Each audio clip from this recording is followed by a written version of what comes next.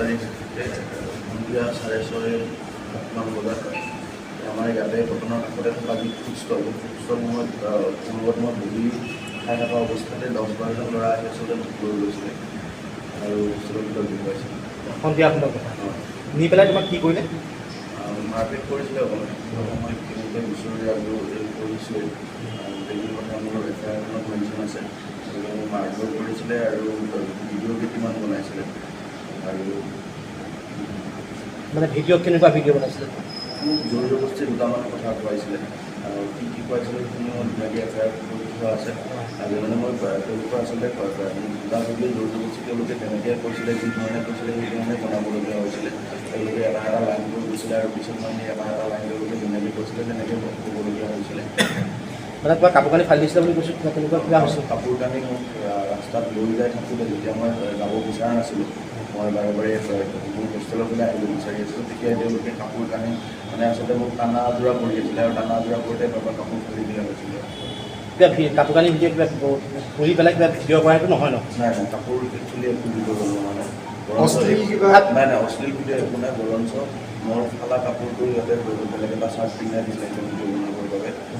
Shirt পিন্ধাই মেলি তেওঁলোকে নৰ্মেল পৰিস্থিতি এটা প্ৰডিউচ কৰিবলৈ বিচাৰিছিলে আৰু যে একো নাই হোৱা, একো মাৰপিট নাই হোৱা, চব ঠিকে আছে, আমি নিজাকৈ ভিডিঅ'টো বনাইছোঁ, তেনেকুৱাই বস্তু তেওঁলোকে দেখুৱাব বিচাৰিছিলে। এইবাৰ মোৰ ফালা কাপোৰ ওলাই তেওঁলোকৰ পৰাই নতুন চাৰ্ট এটা মানে বেলেগ চাৰ্ট এটা দিয়াই কিনে চাৰ্ট এটা পিন্ধিব দিছিলে।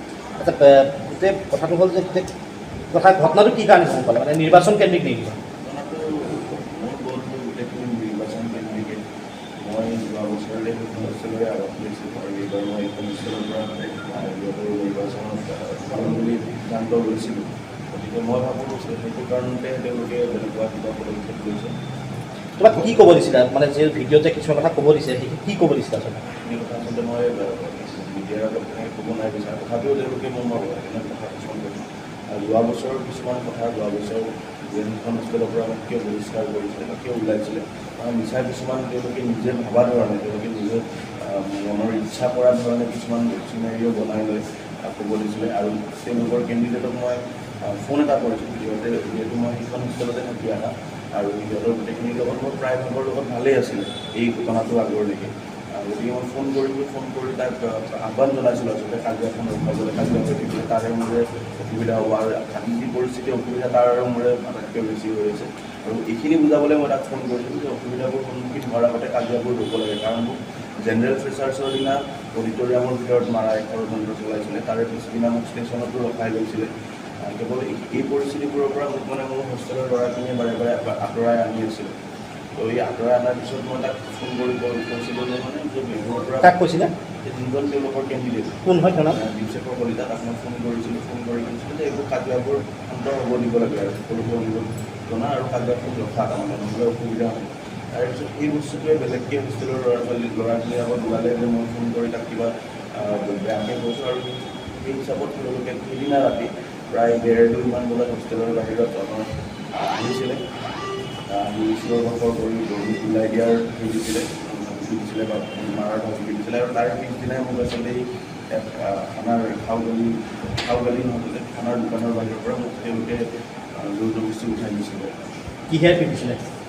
মোক গিটাৰ এখন আছিলে, গিটাৰ এখনেৰে পিটিছে আৰু হাতেৰে পিটিছে আৰু গুৰিয়াইছিলে। কেইজনমান মানে এক্স বৰ্ডাৰ নে প্ৰেজেণ্ট বৰ্ডাৰ যোনে পিটিছিলে? দুটাই আছে, এক্সো আছে, প্ৰেজেণ্টো আছে আৰু প্ৰায় 11জনমান ল'ৰা আছে। গোটেইকেইটা ল'ৰাই নাম মই দিছোঁ বা কামত কৰ্তৃপক্ষকো মই জনাইছোঁ, যোনকেইটা ল'ৰাই গাত হাত দিছিলে। কটন কৰ্তৃপক্ষই কি কয়? কাৰণ ঘটনাটো 8 তাৰিখৰে হৈ আজিলৈকে আচলতে মই প্ৰথম দুদিনটো মই ওলাব পৰা নাছিলোঁ। কটন কৰ্তৃপক্ষৰ লগত মোৰ একো এতিয়ালৈকে কথা নাই হোৱা।